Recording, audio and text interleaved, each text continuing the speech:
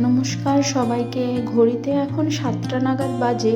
তো জয়ন্তিকাকে পড়াতে এসেছে ম্যাম, আর তার সঙ্গে অদিতি একটু দুষ্টুমি করছিল।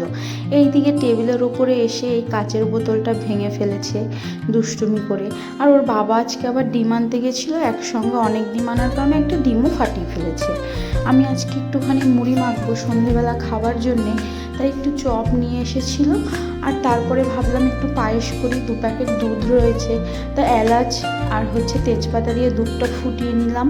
আর যেরকম আমরা স্বাভাবিক পায়েস করি ওরকমই করেছিলাম। তো আমি কয়েকটা ক্লিপ নিতে ভুলে গেছি। এখানে আমি গুঁড়ো দুধে একটু কেশর ভিজিয়ে রেখেছিলাম, চালটা একটু ঘিয়ে মেখে যখন দুধটা ফুটেছে তখন দিয়ে দিলাম। আর এখানে কেশর ভেজানো দুধটা আমি রেখে দিয়েছি।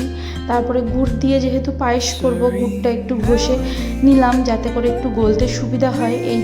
এইদিকে দুধটা ফুটছে আর তারপরে গুড়টা দিয়ে দিলাম। তো সেই ক্লিপটা আমি নিতে ভুলে গিয়েছিলাম। তো গুড়টা দিয়ে আমি আবার একটু নেড়ে দিলাম।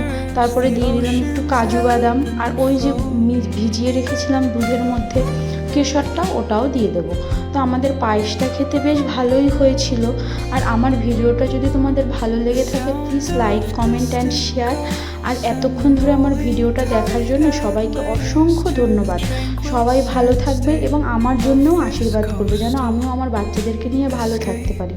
দেখো এই লাস্ট লুকটা কেমন হয়েছে আমার পায়েসটার। এরকমভাবে তোমরা একবার ট্রাই করতে পারো, আশা করি তোমাদেরও ভালোই লাগবে। এদিকে আমার 2 মেয়ের জন্য সেই পুকি একটা বেরিয়েছে ভাইরাল, এটা কিনে এনেছে।